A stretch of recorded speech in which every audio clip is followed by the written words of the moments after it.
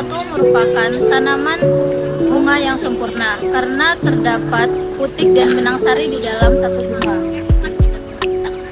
Bunga sepatu berbentuk trompet yang berada di ketiak daun. Kelopaknya berbentuk lonceng dan terbagi menjadi 5 kelopak.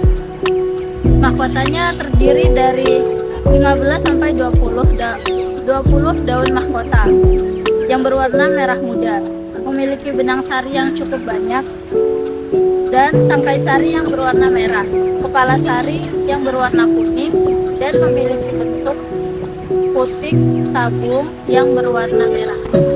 Bagian-bagian bunga sempurna. Yang pertama, mahkota bunga merupakan bagian bunga yang mempunyai bentuk paling indah karena memiliki warna tertentu. Fungsi mahkota bunga digunakan untuk menarik serangga.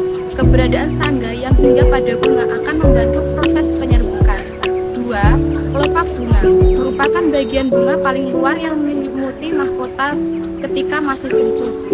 Fungsi dari kelopak bunga yaitu melindungi mahkota bunga ketika masih kuncup. Kelopak bunga akan terbuka dan mahkota mekar. Yang ketiga, dasar bunga berfungsi sebagai melekatnya mahkota bunga. Yang keempat, tangkai bunga berfungsi sebagai penopang dan menghubungkan bagian bunga lainnya. Yang kelima, bakal biji.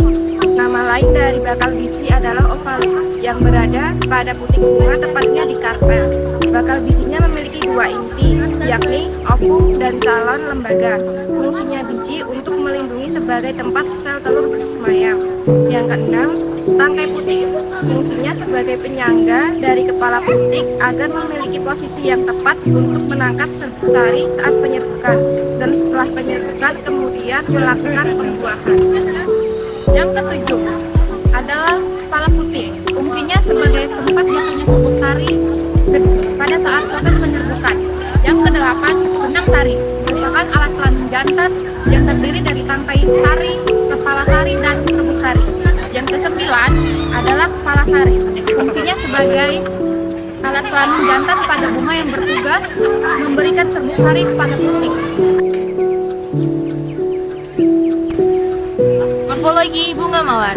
Bunga mawar atau Rosa sp yang dijuluki sebagai ratu bunga karena memiliki keindahan, keharuman, dan keanggunannya.